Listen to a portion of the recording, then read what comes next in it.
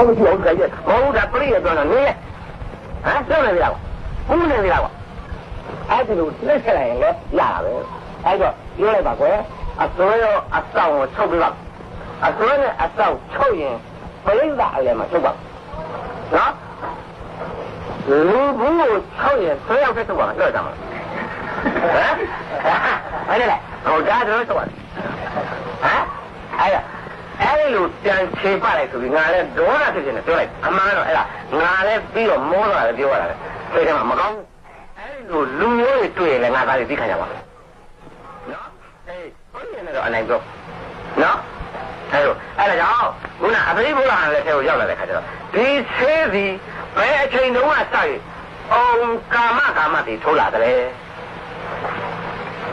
ဟမ်ဘယ်ပဲလည်းကျုံးမှာအောင်ထားတာပြီအစရှိတဲ့အဆင်းနဲ့သူ့အဆင်းနဲ့သူ့ဆေးဘယ်ချိန်တော့ထိုးလာတယ်ဘိုးလိုက်လည်းထိုးလာဘာဖြစ်လို့ညာပဲလည်းညို့အောင်ကာမသေးလို့ထိုးရပါသနည်းဒီလိုပံပြတ်နေပြောမှာဟမ်အရာတော့ရှိတယ်ဘောတင်းကစကားပြောတာနော်နေတော့လည်းကောင်းပါလေဒီလိုကတော့ဒီနေ့ပိုက်ဆိုင်နေပါရတာကွာမင်းတို့မရှိတဲ့မင်းတို့မဆိုင်ရမပြောဘူးလားနေရတာဆိုပြီးတော့မြတ်ကြီးတို့မိုးပြန်နေပြီးတော့အကျော်အောင်တက်တော့မှာမဟုတ်ဘူးလားဝေးခန္ဓာကိုရှိတယ်ခန္ဓာကိုရှိတာတလားကိုဆက်ဆဲတဲ့ကုန်းနေတာမင်းနော်အဲ့တော့ကာမသေဆိုတဲ့ဂါထာကိုအပေါ်မှာထိုးပါအချို့တော့ဆရာတို့ဒီဘေးမှာဆင်းထိုးပါဒါတို့နည်းနဲ့တို့နော်အောင်ကာမပဲနာမည်ကပါလေအောင်ကာမဘာလို့လဲဝေးတဲ့ဘုရားငါပြောတဲ့အတုံးကြီးလေပုထုဇဉ်ကာမဂုဏ်အတုံးကြီးကာမဂုဏ်တဲကထွက်လာတဲ့ကာမနေသားဆိုတာအကုန်လူရောခွေရောတလိษံအကုန်နော်တော်တလင်းရောတရင်ချုပ်ရောအကုန်လူမအဲ့ဒီကာမဂုဏ်နေရထွက်လာတဲ့ကာမဂုဏ်ကြောင့်လူဖြစ်လာတဲ့ကာမနေသားတွေမှန်တယ်ညအားလုံးဖြစ်စေဆိုတာသိလို့ပြောတာ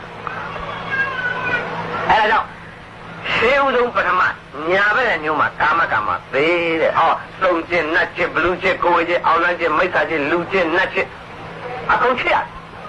ဒါတို့အစွန်းကြောင့်ချစ်တာမဟုတ်ဘုရားဘုရားနဲ့အစွန်းကြောင့်ချစ်ရနော်အဲ့လိုချစ်စေတတ်တဲ့ပိယသိတိခေါ်ချစ်စေတတ်တဲ့ဂါထာညာဘက်နဲ့ညို့မှာထိုးရပါလေနော်ဒီနေ့ဒါလေးရှင်းရဝင်လားဘယ်ဘက်ကြတော့ပါလေအောင်ညာဘက်လက်တစ်ဖက်ထဲနဲ့ညာဘက်ပခုံးရှင်းပြဒါမရှင်းတော့မဖြစ်ဘူးအမည်မသိသောဆရာတယောက်ကကိုထုံးအခြေခံတောက်တော့ကြောက်ငါတပည့်တယောက်နဲ့အတိတ်နဲ့ညင်းနေတာဒါမှမဟုတ်မားတယ်ဘာလို့ညံသူကြိုက်တာသူတို့ကကိုကြိုက်တယ်ကိုလို့ဆိုတော့အဲ့လိုပြဿနာတွေပေါ်လာတော့အမေဖြစ်လာတယ်ဒါမှမဟုတ်ညာနဲ့ညိုးလေးကငါစလာတယ်နော်အတူနည်းနဲ့ပြောရဟောဒီညာဘက်မှာထိုးရင်ကရှက်ရချက်ထိုးရဘယ်ဘက်မှာထိုးရင်ကပြက်ရပြက်ကရှက်ရချက်ဆိုတာဟာရင်ဘတ်ချင်းဖက်ထားတာအဲ့ဒါကရှက်ရချက်ဒါပြက်ရပြက်ဆိုတာကြောချင်းခိုင်းတာလားဟမ်အဲ့တော့အတူနည်းနဲ့မှချင်းတရားနဲ့တရားဖက်ထားတာပြီးရကြောချင်းခိုင်းတာကာရပဲဒါဖက်ထားတာပြီးရပါကွာမဟုတ်လားရှက်ထားတာဟုတ်အဲ့ဒါညာဘက်မှာထိုးရတာဟောဒီမှာအဖေထိုးတာရှိတယ်ကရှက်ရချက်စဟောကရမကဟောဘယ်ထဲမှာထိုးရလဲကပြရပြဟ ဝစဒပထကယမအဲ့ဒါအဝန်းအထွက်ဆိုအဲ့ဒါဆိုတာဟုတ်လားဟမ်စားရမောနဲ့ကြရမှာတော့နှစ်ဖက်လုံးတွေ့ပါအလဲမှာကြောခိုင်းကြတယ်လက်ဝဲဘက်ကညာဘက်လက်ရဘက်ကရင်းချင်းရှက်ထားတယ်ရင်းချင်းရှက်ထားတဲ့အနုပေးရတဲ့ဒီကောကြောချင်းခိုင်းထားတဲ့အကျမ်းကာယတဲ့ဒီကော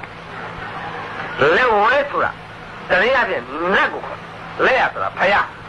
အဲ့ဒီအလင်းမှာရှိတဲ့အိဋ္ဌာတွေကမိတ္တိစီကိုင်းခေါ်ရွှေကျော်အိဋ္ဌာတွေကမိတ္တိစီကိုင်းတောင်ပန်နှစ်ဖက်တတ်ထားတဲ့ကိုင်းလက်ဟာတောင်ပန်တစ်ဖက်ကျိုးရင်ပြန်ရပြီလားတောင်ပန်နှစ်ဖက်ရှိမှကောင်းရင်ပြန်ရရတယ်ကိုင်းနော်အဲ့လိုမိစိမပရိပဒါအနေနဲ့ပညာရှိတကယ်သူတော်ကောင်းတွေစီမံဖော်တတ်တည်တောင်သွားတဲ့ကိုင်းရောင်ဝါးဝါးနဲ့တောင်ရုံတော့မပြောနဲ့အဲ့ဒီကိုင်းတော်ကြီးရဲ့ကာမဖေးဆိုတဲ့စကလုံးစီခုနပြောတဲ့ကာမနယ်သားတွေမှန်သမျှချစ်စေသတည်းရှင်းပြီနော်ဒါဖြင့်ပခေါင်းတက်လာကြသို့ကိုးစင်ကြတော့ဘာတွေထိုးကြနေလားလောက်ဘယ်မှာထိုးလဲဘယ်ဘက်မှာထိုးလဲလောက်ညာဘက်မှာလဘာလဲဆိုင်လဲဟမ်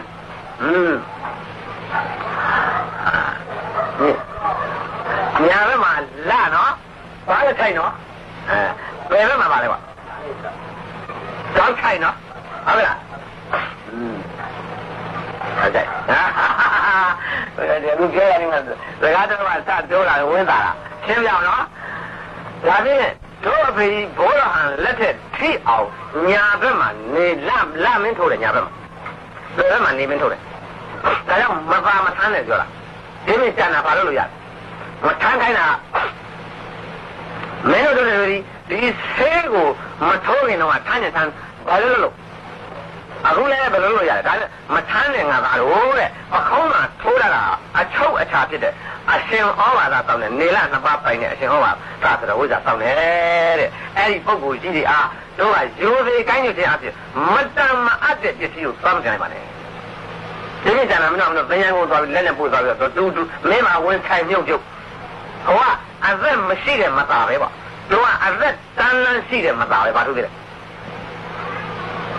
လူတွေကမသားစကားကိုကြောက်တယ်ကိုယ့်ကိုယ်မသားဖြစ်တာမသိဘူးခုနကပုရိသေတုံးကြီးတယ်သွားမှာပေါ့ဟုတ်တယ်မလားအဲ့တော့လက်ရဘက်ခေါ်ညာဘက်မှာကာမတွေထိုးထားတဲ့အတွက်ကာမဂုဏ်နယ်သားမှန်သမျှချစ်စေတဲ့သတိလို့ပိယပိတိကိုဆောင်ရနူးနူးညံ့ညံ့ချစ်စေတတ်တဲ့သဘောပါလာရင်မင်းုံနဲ့တိုက်မလားလင်းပန်းရည်လေးနဲ့ပဲမလားစဉ်းစားလားဒီကတက်ရတဲ့အနုတော့နုရင်ကြီးအေးမွှေးလေးကြောင့်လန့်မင်းညာဘက်မှာထိုးပါလေမင်းနဲ့ဘာဖြစ်လို့ဘာလက်ချိုက်ကြီးထည့်ထားရသလဲဟန်ကြတယ်ကွာအဲ့ဒါကဘုရားငါကြုံယူလိုက်တာဟမ်နဲ့ကဲကောင်းပါပြီလာရတာဟုတ်ပါပြီဘာလက်ချိုက်ကြီးပေါက်ထည့်ရလဲလက်ချိုးစားသာဒါဘာဝစတိဒါနဲ့နော်ဘာသုံးဝလေးဓမ္မဟောပထဝီတေသောအာဘောဝါယောအာဘောကသုံးပါအာဘောဆိုတာရေမအဲ့ဒါအေးတာခင်ဗျရဲ့မလေးအရိပ်ပဲကင်းနေမှာထိုးရတာမှလို့လားဟုတ်တယ်အေးချင်းပေါင်းပြီးတော့လေဘာလဲကခုခဲတယ်ပြောမှာအဲ့ဘယ်အဲ့ကောရှာတော့ပါတော့ငါလည်းမပြီးဘူးအဲ့ဒါကငါဘီလောက်တတ်တာဘီရဲ့အဲ့ဒီလိုအေးစအေးအလဲအေးအဆုံးအနုစအနုအလဲအနုအဆုံးဒါမရောအောင်တော့လက်ရပါမှာအေးလာမင်းရဲ့တရားဌာနကကွယ်တောက်တော့အေးဟောလာပြီလက်ဝဲဘက်ကနော်အောင်ထတာပေးတဲ့အဖန်ဝတ်ကြည့်နော်ထတာပေးတဲ့ဟုတ်တယ်မင်းတို့လေမေးစေတတ်တဲ့ပစ္စည်းမှန်သမျှအစိတ်အတောက်အမြောက်စိတ်မုံအတရှိသောဓာတ်လံလည်းနဲ့မချမ်းပေခြင်းစိုးအမျိုးမျိုးနဲ့ပေမဲ့ပစ္စည်းမှန်သမျှပေးရတယ်ရှင်းမလားအဲ့ဒါဘယ်မှာထိုးရလဲလက်ဝဲမှာလက်ရမှာကာမလက်ရမှာလာမင်းဘာလဲဆိုင်နေလာမင်းထိုးရတယ်တစ်သက်လုံးမှာဘောရဟန်ထိုးတဲ့လာမင်း အခုဘောရဟန်တတိအချို့တော့ညာဘက်မှာနေထိုးထားလို့အဲ့ဒါပြောရတာမပြောဘူးဆိုတာပေါ်သွားပြီဟမ်ဘာလဲနာမတော့မသိဘူးသိလည်းမပြောဘူးအဲ့ဒါကဒီကိစ္စကလူချင်းရှင်မိရင်လဲခြေဖို့အသိမယ်ဒါပြောဖို့ပြောတာဒါခိုင်းကိုတစ်စည်းမလို့စတယ်ပထမနေကတည်းကဘာလဲသူရပတ်တိနဲ့ပြည့်စုံတဲ့ရဲဝင့်ဆိုတဲ့အတိတ်ကိုဆောင်ရညာဘက်မှာထိုးတယ်ကွာလို့သူကပြောတယ်ငါပြောတယ်လိမ့်ပဲပေါ်လားဘာဖြစ်လို့ဘာလဲစိတ်တထားရလဲမင်းနဲ့ဒါဒီညဟောဒီချိန်တိုးလာတဲ့စကားပထဝီတေသောအာဘောဝါယောသာတာပါဝအဲ့ဒါဓာတ်လေးပါနိုင်တဲ့လက်ကျိုးဆိုတာအဲ့ဒီသာတာပါဝါရဲ့တကူဘာလဲသာတာပါဆိုလားပထဝီတေသောဘာလဲအာဘောရေပေါ့အရေအေးချမ်းနော်ဟောလဲရတော့လားဘာဖြစ်လို့တောက်ချိုက်ထိုးလာတယ်လဲပထဝီပါလဲတေသော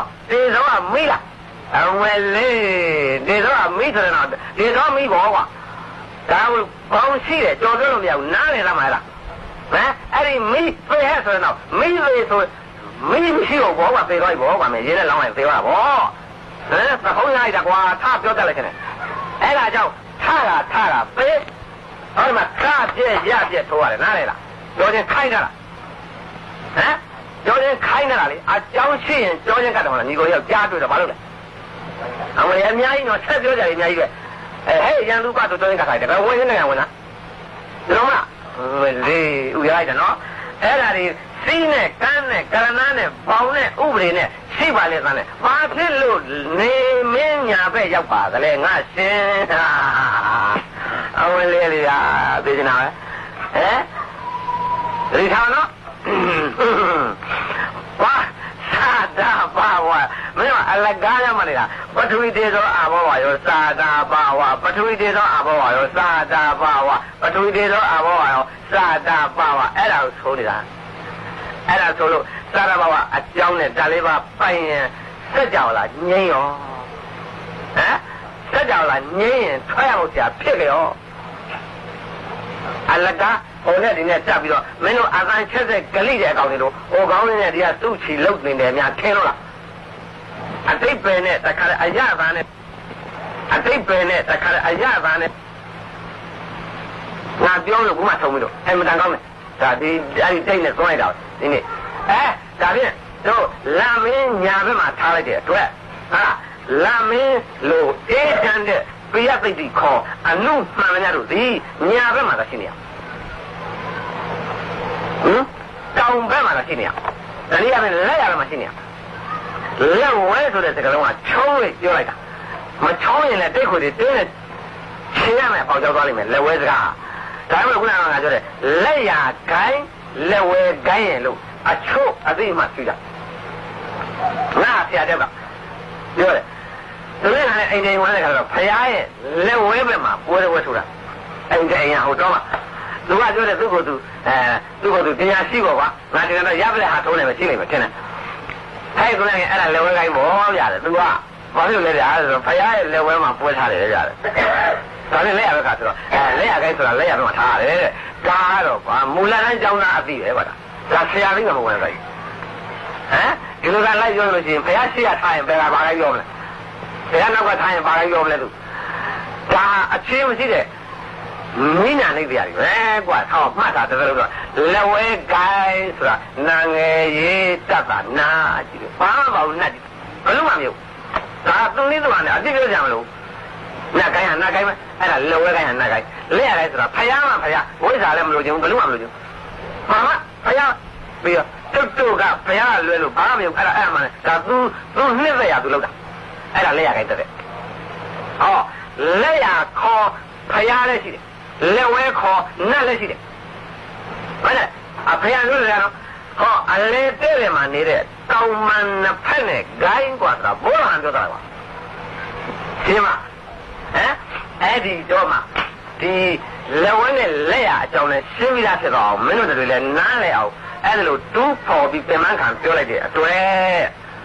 ခုနကာမတွေထားတာပေလောက်တင်တာမှတ်ထားတော့နော်အခုလည်းမင်းတို့ဒီတိတ်ကိုဖြန့်ဖွင့်တဲ့ခါကျတော့ဟိုအဆင့်လိုက်ပြောသွားတာတွေရှိတယ် မောင်တော့တိတ်ခွင်မှာတော့လည်းကြားဟာတွေငါမေ့သွားတယ်ကွာနောက်ပြန်ပြောမှကြတယ်အထမရောက်ဘူးကွာအဲ့ဒါကပြောလို့မဖြစ်ဘူးလို့ငါထင်တယ်ကွာရှင်းပါဒီလိုပဲပေါင်ရှိနေကြတယ်အကြောင်းရှိနေကြတယ်ဘာကြောင့်လဲလို့ဆိုတော့ဘိုးတော်ဟန်ရဲ့ကုထုံးစာကိုယူရအဖုံးကိုဆုပ်ဘိုးတော်ဟန်ရဲ့ကိုဆုပ်ကိုပုံတက်ပြီးဂိုင်းတစ်မျိုးနာမည်တက်ထားရလည်းရှိတယ်ကွာဘယ်နဲ့အဲ့ဒါလေးပါသားမှတို့အဖေကငါစာအုပ်ကိုဘလို့မှမပေးနဲ့ဆိုအဲ့ဒါဆိုမပြနဲ့ဆိုဟမ်အဖေဟန်ပြောတာရှိတယ်အချုပ်စမကိုခဲတာနဲ့ရေးုံနဲ့ရေးပေးတရားပေးမယ်တော့ဘောလုံးအမှုတရားအဖေကအဲ့ဒါတော့ဘလို့မှမပေးအောင်ပြောတာငါလည်းကြတော့အိုက်ဆိုင်ရဲ့ညီမချင်းကိုတွက်လိုက်တော့1000ပေးတာတော့မရောတာမပြရဘာဖြစ်လို့အဲ့ဒါမပေးလိုက်လို့ပြောတယ်လေကိုလိုဖုန်းကြီးမှဆိုလို့မဟုတ်ပါဘူးအဖေဟန်လည်းသိမရှိပါဘူးနော်အဖေဟန်ရဲ့ခြေကြားလောက်ရှိတဲ့စွမ်းရည်နဲ့အဖေဟန်ကျင့်မှုမျိုးကိုတို့ကဒီနေ့အထိမကျင့်နိုင်သေးတဲ့အကောင်ပင်ဖြစ်ပေမဲ့ဒီစိတ်မျိုးမထားပါဘူးအဖေဟန်ဆိုတာဝေးရနော်ဖုန်းကြီးသွားမှဆိုလို့မဟုတ်အဲ့ဒီအချုပ်သမားပုံကိုသူတို့ကပြရည်သူတို့ခိုင်းနာမယ်တက်လိုက်ရင်ပြေးရမှာအခုဒီနေ့လာတဲ့ငွေနှစ်ယောက်ကြီးလား3နှစ်ရှိပြီဟမ်အဖေဟန်ရဲ့ဘေးကြီးဘိုးတော်ပွင့်ရဲ့တတိဟုတ်ဆိုရထိုးထားတဲ့ခြေတွေအောင်လို့ဖြစ်တယ်တချို့ကကြားမှုလားမြင်မှုလားမဟုတ်ဘူးနာမည်ကြီးတဲ့လူရဲ့နာမည်ကိုတက်ပြီးတော့အဲ့ဒါကြွားတာဝါတာဝါဝိရွှေကိုကူးခဲ့တဲ့ကနုမြူကဂိုင်းရုပ်ဆရာကြီးဦးဖိုးဟန်ကိုဓာတ်ပုံနဲ့ထားတာဒီမှာဒီဓာတ်ပုံနာမရှိရခဲ့ပေါ့အခုဦးဖိုးဟန်အတူသောတော့ပေါ့ဟမ်အဲ့ဒီဦးဖိုးဟန်ဆရာဟန်ဆိုတာငါကွာလို့ဆိုပြီးတော့ဦးညံကုန်းနေမှာတပည့်တပန်းနေအများကြီးနဲ့အဲ့ဒါအောက်လန်းပညာလုပ်နေကြတယ်ဒါအေးမြုပ်တယ်ဟမ်ဖယားပေါက်ဂိုင်းအထက်ဂိုင်းဟာသူများကိုအေးမြုပ်ရသလားသူများသိစင်းအောင်လုပ်တာလူတထိုးကိုမကောင်းကြံတာလူတစ်ပတ်သားကိုဒုက္ခဖြစ်အောင်လုပ်တဲ့ဂိုင်းဟာအထာမဟုတ်ဘူးမင်းအဲ့ဒီလိုကိုလုပ်ချင်တာကိုလုပ်ပါဘာဖြစ်လို့မှန်မှန်ကန်ကန်တိတိကျကျလုပ်နေတဲ့ဂိုင်းကိုတောက်เสียရတယ်ဟမ်အဲ့တော့သူတို့ကနှုတ်ရှစ်တာသူတို့အလုံးတို့ကသိခါမှာတို့အလုံးရန်ဖြစ်ချင်လို့ပြောတာမဟုတ်ဘူးဒါတွေကိုတို့ကမအောင်ရင်အစစ်အမှန်ဖြစ်တဲ့ဂိုင်းဟာအလိုလိုအမြုပ်မခံနိုင်ဘူးဒီဂိုင်းမြုပ်ရင်သူတော်ကောင်းမှန်သမျှတို့ဒုက္ခရောက်မယ်အရေးကိုမြင်လို့အော်နေတာမသိခင်အကုန်ညှင်းဖြစ်အောင်အော်နေတာဟမ်အဲ့ဒါမင်းတို့မှတ်တာနားတော့ခုနအဖေရစီကဆင်းသက်ခဲ့ပြီးတော့နောက်ဒီနေနဲ့လားအကြောင်းနဲ့ကာမကမ္မတွေထက်လာကြတာဒီအကြောင်းနားလေရောကွာနော်ခိုင်းနားလေတော့တို့လာပါတွေ့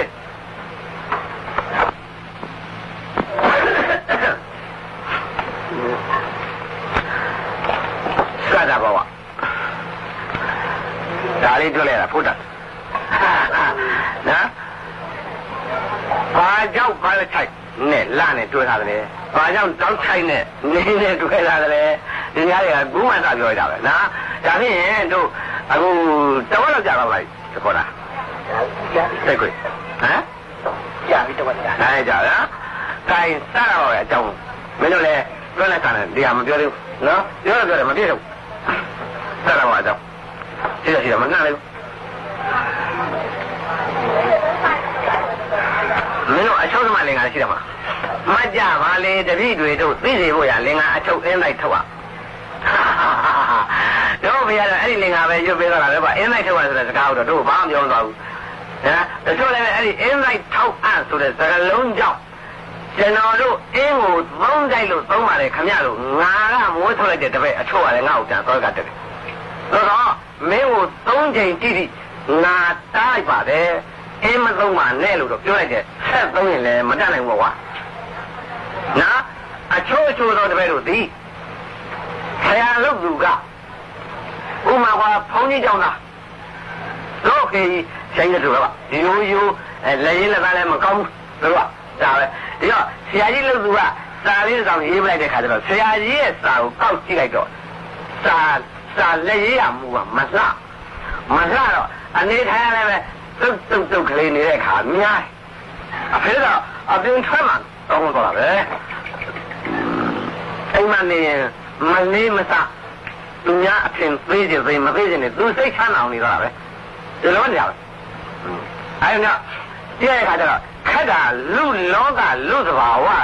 နောက်မှမင်းကြည့်ပြီးနောက်ပိုင်းဟောက်တော်ကြီးမဟုတ်တော်ရှိမင်းရှိုးပြီးကိုးပြီးရတော့စီထားမှလူယုံကြည်တာကြည့်တာဟုတ်ပါလူအထင်ကြီးတာဒါတော့ဘိုးတော်ဟန်ကနေသင်တယ်ပြီးတော့ငါလက်ထက်ထိအောင်ငါကိုအထင်ကြီးအောင်မင်းတို့ငါဘယ်နှခါပြောဦးလဲ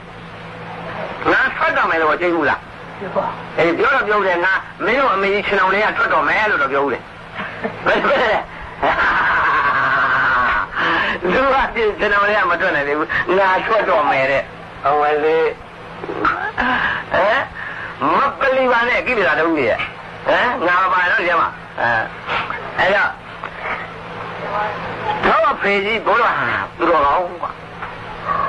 အဲ့ဒီသူတော်ကောင်းကြီးကအရှင်းလဲကောင်းအောင်ပေးတယ်အရှင်းအားလုံးတို့အပေါ်မှာချောက်လိုက်တယ်ရှင်ကျော်ကိုင်းတကိုင်းလုံးဟာအမြင့်ဆုံးအမြတ်ဆုံးအချုပ်ဖြစ်တဲ့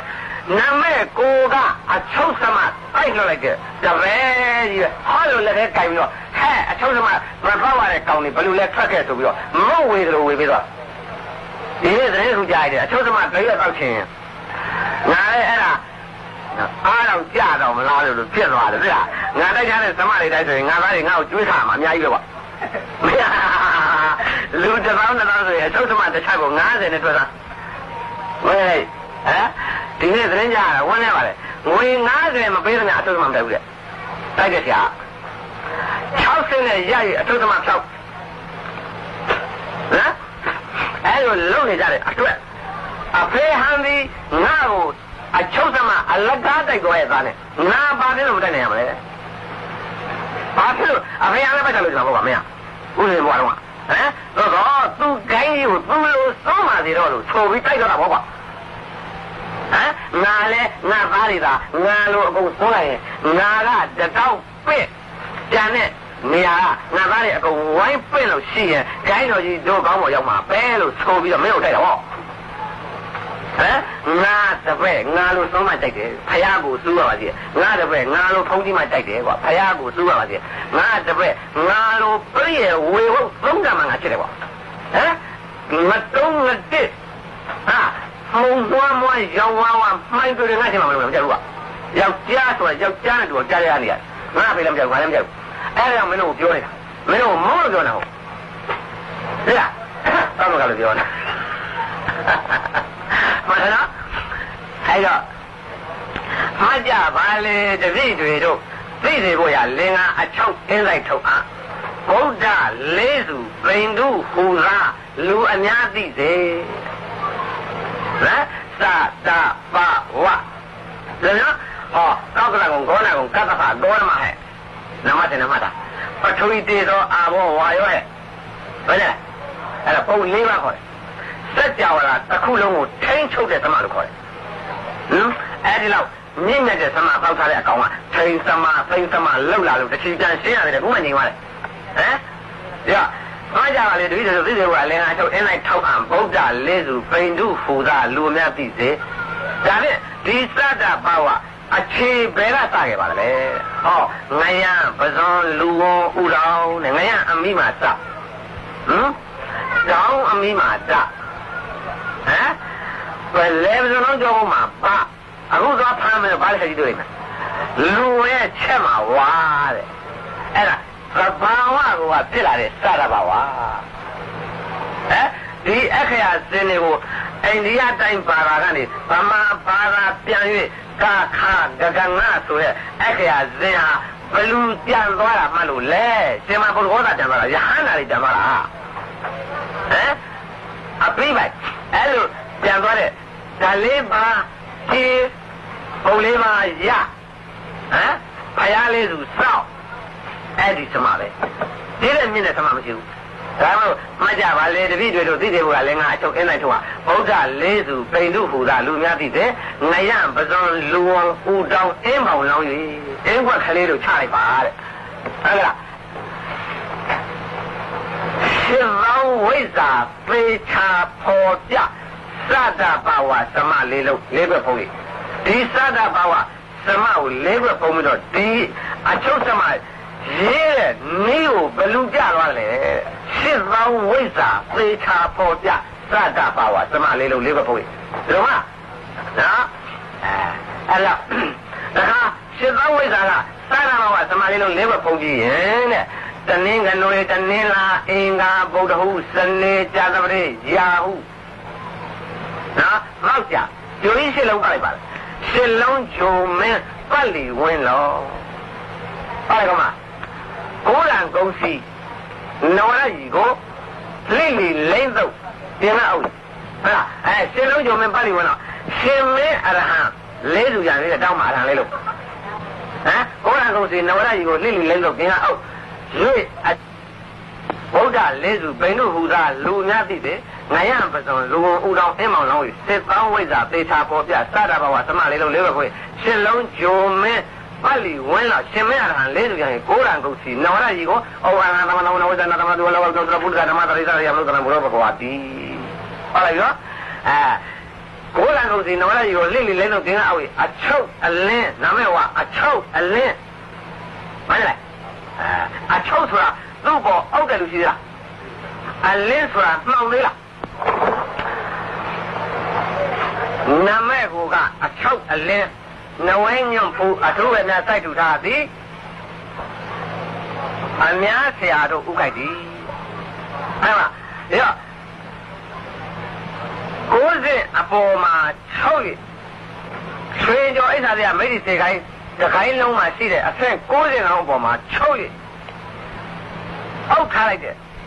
ဒီအချုပ်စမဟာတဲ့ပါလေမှားကြပါလေတပည့်တို့သိတယ်ဘုရားလည်းငါအချုပ်အင်းလိုက်တော့ဗုဒ္ဓလေးစုဘိန္ဓုဟူသာလူများသိစေငရံပစုံလူဦးတော်အင်းမောင်လောင်းရှင်းသောဝိဇ္ဇာတေချာပေါ်ပြသတာဝသမလေးလုံးလေးပဲပေါ်ရှင်လုံးဂျိုမင်းပတ်လီဝင်းလို့ရှင်မင်းအရဟံလေးစုရန်ကိုးရံကုတ်စီနဝရကြီးကိုလိလိလိမ့်လို့တင်ကအောက်ရဲ့အချုပ်အလင်းနဝဲညွန့်ဖူးအထူးဗရမများစိုက်ထူထားသည်အများဆရာတို့ဥခိုက်သည်တဲ့ပါလေအများဆရာတို့ဥခိုက်သည်တဲ့ပါလေစัจ java လာမရှိသမျှအများဆရာတို့ဥခိုက်သည်တဲ့နော်ဆရာမှန်သမျှရှ စ်ခိုးခံရတဲ့သမားကွာဆရာမှန်ရင်အဲ့ဒီသမားကျုပ်ကိုဥခိုက်ရှစ်ခိုးစီထိုးပြီးရသိရှစ်ပေါင်းဆရာပေါင်းကထားခဲ့တဲ့ချုပ်သမားရှင်းမလားဒါဖြင့်ကျွန်တော်တို့ခဲရန်နဲ့ရေးပြီးတော့မချုပ်လိုက်ပါနဲ့မရဘူးဆေးတော့ပါမှာပေါ့မွဲလေးလေအန်လိုက်ဒီဆေးတော်နဲ့ဒီသမဒီဆေးတော်နဲ့ဒီသမဒီလိုတွဲထားတယ်ဆေးတော်မပါရင်ပါမမသွန်းဘယ်လဲဆေးတော်နဲ့ရေးချမှာသွန်းလား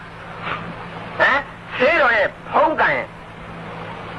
သဘာဝကကြီးလေးပါးရဲ့သဘာဝတရားရဲ့လောကဓာတ်ရဲ့ပေါင်းစပ်ပြီးတော့စัจ java လာကိုထိန်းထားတဲ့အချုပ်သမပုံတော်ကွာအဲ့ဒီချုပ်သမပုံတော်ကိုအချုပ်သမကြီးသောက်ထားပြီးကမှဟောသမတရားသမဆရာအဖေကြီးဘိုးတော်ဟာမထွက်ခင်9ရက်လောက်အလိုကစိုက်သွားတဲ့သမဒါကြောင့်မင်းတို့မို့မင်းမို့လို့ငါချစ်လို့ပေးတာဆိုတာပါသေးတယ်အဖေဟာ2လလောက်မမာလိုက်တာ1လခွဲလောက်သာ1လကျော်လောက်သာ22လမ်းတိုက်နံပါတ်48ဦးအောင်အောက်ထပ်မှာမမာနေပေမဲ့အနာကိုဝင်နေတဲ့လည်းမဝင်အောင်အဲဒီတော့တပည့်အများကြီးရှိတယ်အဲဒီကနေပြီးတော့ဒနုပြူကိုပြောင်းသွားတဲ့ခါကျတော့ထွက်ခံနေ9ရက်လောက်အလိုမှာဘယ်လုံးမှမရှိဘူးနားမှာဘာလဲငါရဲ့ဥပခင်ကအပြင်တောင်စံမြအကုတ်ခြေနှောင်ထဲကတောင်မှန်မြချီးသေးအဝတ်လျှော်တောင်ငါအကုတ်မဲပါဥပခင်ဟုတ်ရှိတယ်နော်မအေးကြီးတို့မောင်စံသိန်းတို့မောင်သမားနဲ့ငါလည်းရှိတယ်တွင်တိုင်းအမြဲရှိတာညက်ခင်မရှိတယ်အဲ့ဒီတကားမဟုတ်လို့ပြောရင်လေငါအဖေပေးတဲ့ပညာပြောက်ယူသေးပါသေးလားဟုတ်ရင်လေငါအဖေရဲ့ရွှေရုပ်လုံးကြီးထုနိုင်တဲ့စီထိအောင်100နဲ့အနှစ်50လောက်ပြီးပါစေသာရှည်ပါစေသာလို့ထူတောင်းလိုက်မယ်ဟာအဲ့ဒါကကချမှာနော်နို့ပြင်မသားတာဘူးသိပြီဟုတ်လားအဲ့ဒီလိုအဖေထွက်ခံပြီး9လောက်ကြာမှဘယ်နဲ့လုတ်ပြီးထားရေးတော့မလဲလက်တွေခြေမှသွေးမှမရှိတော့ဘယ်နဲ့ဆိုင် အဲ့ဒီလိုမဟုတ်တမ်းများတွေကိုတပည့်အားလုံးကကိုအထင်ကြီးလာအောင်လုပ်တဲ့ point မျိုးအဖေမှမရှိငါမှမရှိမြင်ဘူးလားမင်းတို့ကဟမ်မင်းတို့နဲ့ငါလိုက်ဒူးတိုက်နေသလားမင်းတို့ကငါနင်းထားလားမနင်းဘူးပါဟမ်တပည့်တွေကိုစီခင်းပြီးတော့တက်နင်းပြီးရှောက်သွားတဲ့ဆရာရုပ်မျိုးမဟုတ်ဘူးပါငါတပည့်တွေကိုငါကျေးဇူးရှင်တယ်လို့အမှတ်ထားပြီးတော့ပခုံးမှတင်ထားတဲ့ဆရာကွာဒါကြောင့်မင်းတို့ငါမစော်ကားနေကြတော့မင်းတို့ငါစော်ကားစာလုံးစော်ကားနေလူပေါ့အဲ့တော့ဒီသာတောင်းလေးပဲပြောရင်းနဲ့အတော့နော်မင်းရအကြောင်းပြောရင်အတော့မှာဖဆရာတော်ဘုရားမြတ်ရဲ့ကျေးဇူးတော်ကြောင့်ဘုရားတပည့်တော်တို့ဒီဘုရားတရားသံဃာယရနာလုံးမှာဥပ္ပေခါပြနေနာနာငါးပါးနဲ့တကွာအထက်ဝိဇ္ဇာဆရာကြီးပေါင်းတော်ဟာအဖေပုံစံချပေးခဲ့တယ်လို့ဒီပုံစံအတိုက်အဖေနဲ့လူဖဆရာတော်ဘုရားမြတ်အမိတ်ဩဇာအတိုင်းသားတော်တို့ပြုမှုရှင်းကြံခဲ့ပါပြီယနေ့ပွဲမျိုးစီချိန်ပေါင်းများစွာသားတော်ကျင်းပနိုင်ခဲ့ပါသည်ထိုချိန်ပေါင်းများစွာကျင်းပခဲ့သောပွဲတို့သည်သားအနေနဲ့နမူနာချပေးလို့ဖြစ်ပါသည်သေရောကိုပါအယွန်းနဲ့မလိုက်အောင်ထိုင်းနေဆောက်ရှောက်လို့သောစေနာဖြင့်မိမိတို့စေနာမိမိတို့ဥတည်ပြီးလေရွှင်ကျော်ကိုင်းကိုသူမတူအောင်ဆောက်ရှောက်နေကြတဲ့တတိသာသမီအားလုံးတို့အားအဖေတို့မြင်နာမှုကြတဲ့အတိုင်းကျွန်တော်တို့သားဖာတွေလောက်ကင်ကြံစီနေတာကျွန်တော်တို့ဆရာတော်တွေလောက်ကင်ကြံစီနေတာကျွန်တော်တဲ့အသက်ကြီးသူကျွန်တော်တဲ့ဂုံအားဖြင့်ကြီးသူအစရှိသောပုဂ္ဂိုလ်အားလုံးတို့ဒီကျွန်တော်တို့ကိုင်းနဲ့အသီးသီးရှိကြပါသည်သံဃာတော်များလည်းရှိကြပါသည်ယဟန်သံဃာယဟန်ရှင်လူအစုံရှိကြတဲ့ဤဆွေကျော်အစ္ဆရာမိတ္တိစေကိုင်းတော်ကိုဥတည်၍ကျွန်တော်တို့ပွဲရသောကိုင်းတော်ဥတည်ပြီးဆောင်းဆောင်နေကြတဲ့တတိအားလုံးတို့လှုပ်ချက်သည်ဘုရားဟောတရား